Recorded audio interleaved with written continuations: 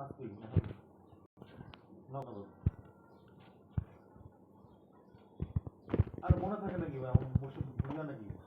আমি যেন সকালে সকালবেলা বলতে আমি ঘুম থেকে তো এত জলদি